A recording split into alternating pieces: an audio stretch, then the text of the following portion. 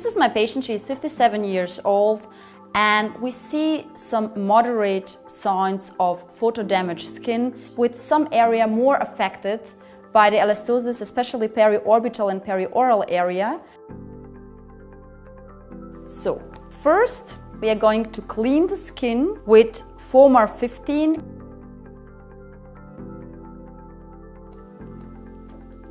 and applying it to the skin of the patient with a slight massage, taking care, of course, that nothing runs into the eyes.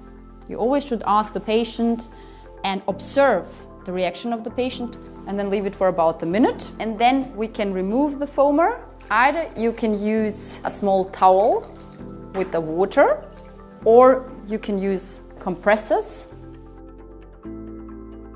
When the skin is dry, we are going to apply first 15% TCA on the full face.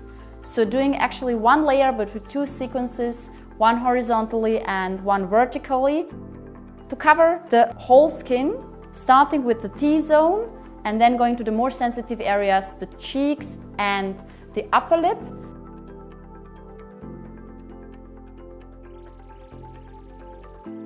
And then in a second step, we are going to apply TCA 20%, so rather a medium deep peel to the more photo-damaged areas in the periorbital and perioral area, and also pointed to the lentiginous.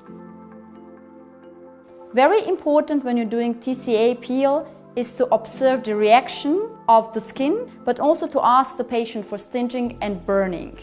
Because even with 15%, you can have a severe erythema in a very sensitive skin, and even more important is to observe the skin for the degree of frosting.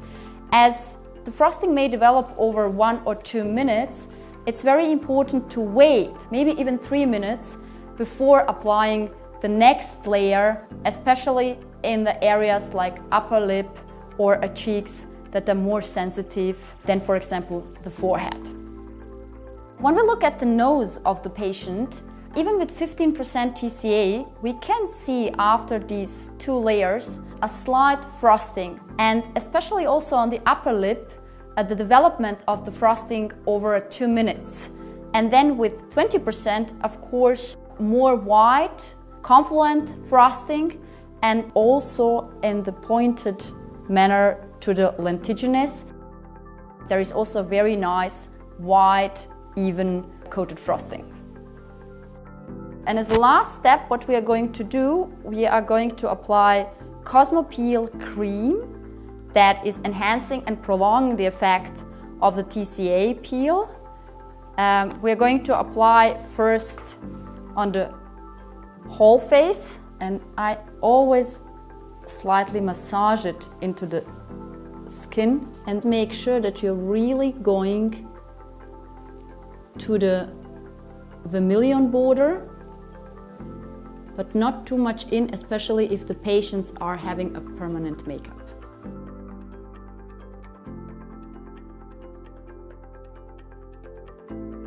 One thing is very important when you're applying your peel, to go really up to the hairline, also especially in the male patients, to avoid the demarcation line. And another tip, when you have deep wrinkles, either you can stretch the skin and then apply your peel solution,